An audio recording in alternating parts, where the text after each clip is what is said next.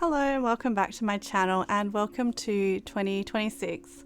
Yes, I know that it is almost March when I'm posting this, but unfortunately life happened. The short story is illness for me, Christmas, more illness, kids illness, minor surgery for me, and then job changes. I am here though and my family is healthy again, and I wanted to chat about the journals that I started for 2026 and how they are going. I do think it might be just a little bit obvious that the journals are not going as well as I had hoped though, because there just has been a lot going on in these first couple of months, but I have plans to get back on track. Firstly, of course, is my A6 memory keeper. This is the OG Hobonichi. I always have an A6 as my main planner, and its function is always a memory keeper. So far this one isn't too empty. However, I had hoped to be more consistent this year and to increase my creativity.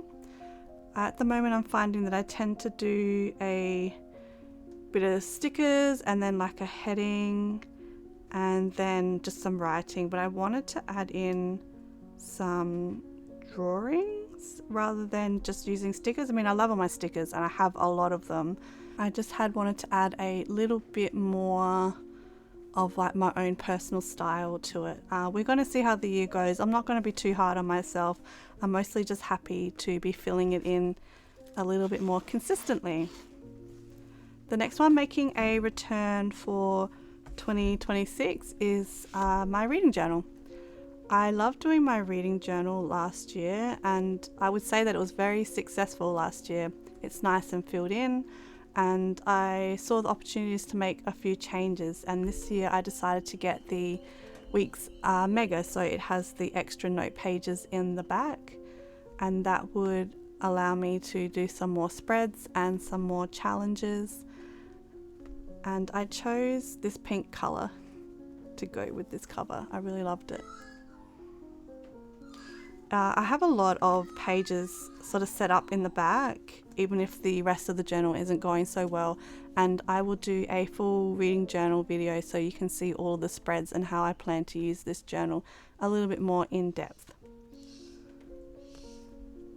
The next two are where the lineup changes from previous years. So I was using a weeks for appointments and to-dos and events, and I really like seeing that week at a glance for all of my appointments, so I know what is coming up. And I really loved this pattern with the, sorry, probably just getting reflection on it instead. It's a very shiny cover with the dots and the crosses, and so I couldn't pass it up. But I had really wanted to add a hon to my lineup. I really liked the compact size of this. So in the end, I decided to make this week's a health and home journal, and then the hon was going to turn into my appointments and planning journal. I will say I might need to rethink the health journal because I filled it in fine until I got sick, and then I wasn't journaling, and so I'm not really sure if it's actually a good use of this journal. The monthly pages I used as a cleaning schedule because I'm terrible at starting to clean my house, so I sort of penciled in the idea that I broke my house up into zones, and then I could choose one thing from each zone each day, and then that would accumulate into a clean and tidy house. So I did think that was a good idea, but I was finding, of course, that I wasn't really using these weekly spreads so much.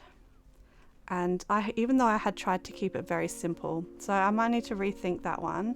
But the hon is working really well for my appointments and to-dos.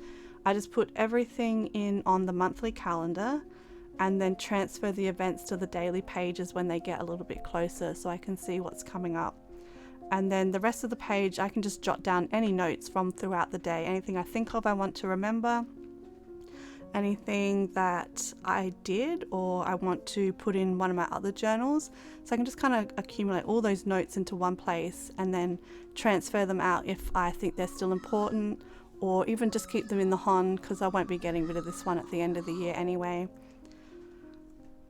I do find that it's best to keep this one as a messy sort of journal. You just throw everything in and don't mind it being all untidy, because once you close it up it's quite compact and nice and cute, and it makes it all better. The last of what I am calling the daily planners is my A5 5-year journal. It's even hard to get this one on the full screen. It's a nice floppy planner. It's quite big though, because obviously it goes over the 5 years. So it starts in 2026 and then it will finish in 2030. So I've got 5 years of filling this in. I added this one to the lineup for this year specifically to capture the days of my children. I am on the fence about how this one is going. On the one hand, I think it's going to be cute to record their days, but on the other hand, I'm being too precious with this book at the moment still. I'm scared to write messy, I'm worried about drawing something wrong, and I haven't discovered how to shake this feeling off yet. I think eventually I will relax a little bit, because I find that if I am too cautious, then it becomes too much of a burden, and then I'm not going to fill it in, and I won't capture those memories that I want to, and then they will be forgotten. So I call these ones my daily planners, and other than those daily planners, I have what I call my occasional planners, and these would be my, it's not even in frame, my diary, my painting Hon, my media journal, my past, present, future journal, my writing planner, and then my library journal. While making this video, I've realized that potentially I need to condense my journals a little bit. But the good thing about these journals is that they are just there when I need them, but there isn't really any need to keep up with them daily or even really that consistently. Last year I really thought that I was going to be finished with this current diary, but I must have less to write about than I thought, and the squares are very tiny. This is just a blank Hobonichi A6 gridded notebook, and again, this is just your usual type of diary. Thoughts and feelings I need to get out go in here that I don't necessarily want to share with anyone else, and I have kept a diary like this since I was 12. I will say though that my daughter can read now, so I had to archive all of those old diaries, and I did that by wrapping them in paper and sealing them with tape and then putting them inside an old Amazon box and then sealing that one up. I've been thinking a lot lately that they might need to be destroyed eventually, because they're really not anything I want people to read. I'm just not sure when. I'm not that comfortable with doing that just at the moment. But again, these are just ones that I use for me when I need to express emotions, or sometimes just long form thoughts, trying to process a decision or things like that. And I always have one like that on the go. Next up we'll have the painting Hon. I haven't really had a chance to add to this one too much, because I usually like to try and set my kids up with their painting and then I can do some painting, but lately they really want to be involved in my painting. So I haven't really done too many more of these types of paintings, but it was just a Hon that I had purchased on a whim. It was just in the store. I hadn't bought a Hon previously and it just caught my eye and I couldn't resist it, and I had to find a use for it, and in the end I decided that I wanted to try do some more watercolors, and that's all that this one is being used for now. And I'm going to be the first to admit that I'm not that great at watercolor, so my next steps I think will be to find a online sort of basic foundations and color theory, even perhaps, of watercolors, and then get started on some of that. This is the Creator's Friend refillable A5 journal, and this one just has my media journal in it and a blank one that I never use. It just came free with the planner. So this one is one where I put in when I watch a movie, and as you can see, I don't watch a lot of movies, or if I do, I don't really fill it out too much. I was rewatching all the Twilights when I finished reading them, and because I never have much to say about the movies, I started putting in covers over this themes and symbolism part, because I'm not watching movies to take it apart. It's just whether do I enjoy it, do I not enjoy it, why didn't I enjoy it potentially. For example, The Intern made me feel very angry. I think once this one is filled up, then I can incorporate the media reviews and thoughts just into my A6 memory keeper. I definitely don't need to keep an entire journal just for media. My past, present, future planner is one of my newer ones. I think I set this one up not too long before I got sick for the first time. I don't know how many times I've been sick since then. And I plan to do this one as a extra creative journal, just to focus on topics. So if there was something that I wanted to journal about, but it wasn't necessarily a memory keeper related topic, I thought this would be fun to use this up, because again, this was an extra planner that I had purchased that initially had a different purpose, and then I repurposed it into my past, present, future journal. I want to fill out this one soon. I'm just waiting to get a new printer because my current one isn't printing at the moment. It won't recognize any of my ink cartridges, so I'm researching a nice printer because I want to journal and have like images about what I'm journaling as well as my thoughts, and I want to make it into sort of a little creative outlet book. Hopefully I can fill that one in soon.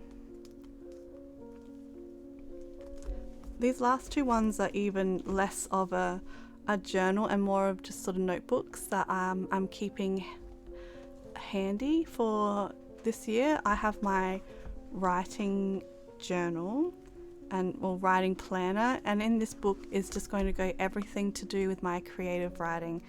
I did a creative writing course, so I put all my notes in there. I've done little snippets, anything that sort of comes to mind about a creative project. Maybe I had an idea for a new story, but it's not fully formed. It was just a little flash of something. I put it in the back, and then everything can be in the one place, because I was finding that I was just jotting things down on a random piece of paper or a post-it or a different notebook, and then I was then rewriting the same things to try to get them all in the same place, and I wanted to not do that because I was finding I was rewriting instead of getting on with the writing. So this is the planner for this year, to just keep everything in that, and it's just an A6 square grid blank notebook.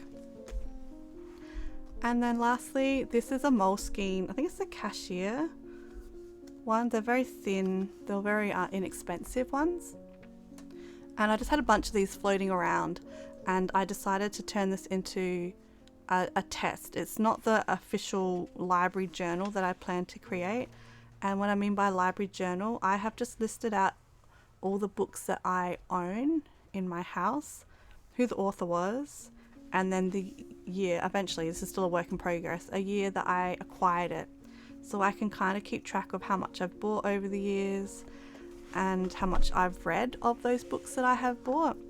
And then the idea is when I've read it, it gets highlighted if I have donated or passed it along, and so it's no longer in my library, it gets a line through it.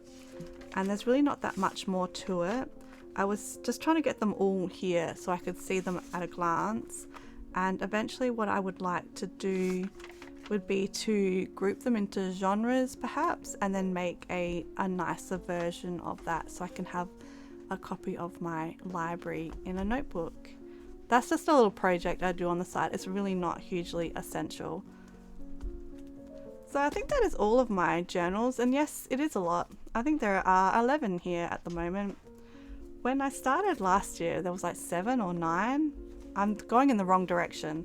I need to put a whole lot of things into one journal instead of having so many separate notebooks, but I also do like having a lot of notebooks. I think my downfall is the pretty covers. If, you know, the dots had come in a mega, would I have bought a separate reading journal for mega? I don't think that would have made much difference. I still would have had a lot of journals. I know it's too early to think about it, but for 2027, I really want to just have the bare essential journals that I want to keep up with. Because where are these all going to go once I finish filling them out? There's a lot of things to consider about owning so many notebooks. But that's in the future for now, and these are the journals that I have for 2026. And I hope everyone's planners are going well, and I will see you next time. Bye!